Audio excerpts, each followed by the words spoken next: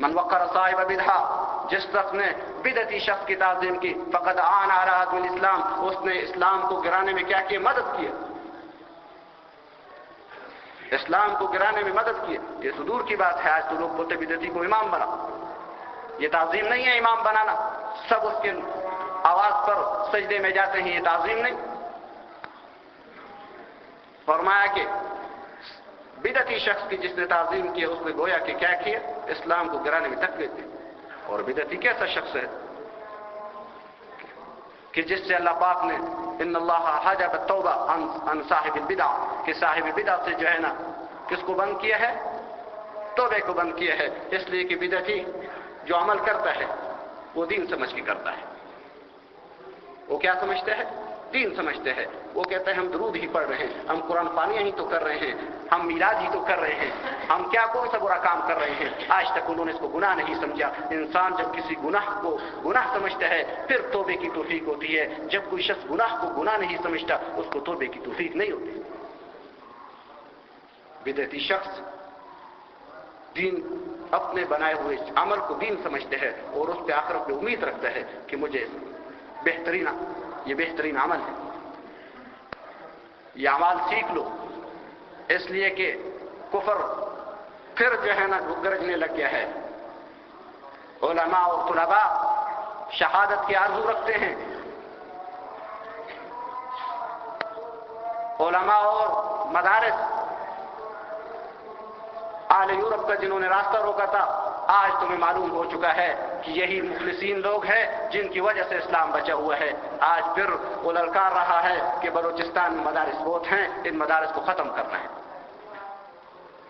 پھر الحمدللہ علی ذالک سنی علماء شیعت علماء کی طرح نہیں ہیں کہ جو اپنے عوام کو کچھ کہیں اور خود کچھ کرے اور عوام کچھ کرے۔ الحمدللہ جنہوں نے جہاد کا نام لیا ہے کہ صف اول میں آپ نے ان کو پایا ہے، شیعت کی طرح نہیں ہے کہ ماتم کو عبادت کہا ہے اور خود پہ آر پہن کر جلوس کی قیادت کی ہے، اپنے ہاتھ کو اپنے بغل تک اپنے کمر تک لے گیا بھی نہیں۔ معلوم نہیں انسان زندہ رہے یا نہ رہے، لیکن یہ بات یاد رکھو کچھ اعمال ایسے ہیں جو ہمارے یہاں مروج ہیں لیکن کتاب و سنت سے ہٹ کر ہیں، عند اللہ اس پہ عمل نہیں ملے گا۔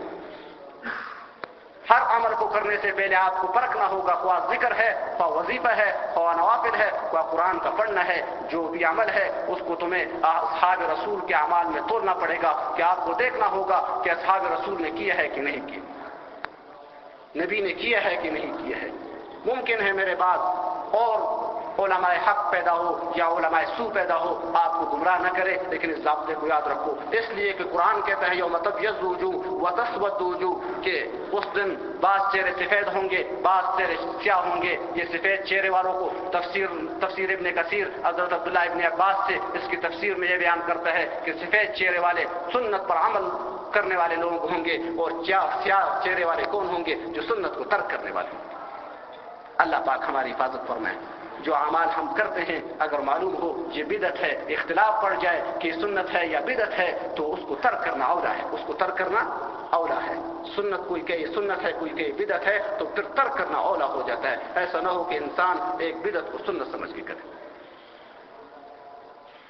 آپ دنیا کے معاملے میں آپ اپنے دماغ سے ذرا سوچئے کہ آپ ایک درزی کو کپڑا دیتے ہو، ایک موچی کو چمڑا دیتے ہو کہ میرے لیے جوتا بنائے یا کپڑا بنائے، اس کو ناپ بھی دیتے ہو، اس کو ساتھ قیمت بھی طے کرتے ہو، لیکن وہ درزی یا وہ موچی اس آپ کے کپڑے کو یہی اس کپڑے کو بھی آئی نہیں جس طرح آپ نے کہا تھا سیاہ بھی ہے، لیکن کیا ہے 1 انچ اوپر نیچے کیا ہے، کیا اس چپل کو اس کپڑے کو اس کے منہ پہ نہیں مارتے ہو؟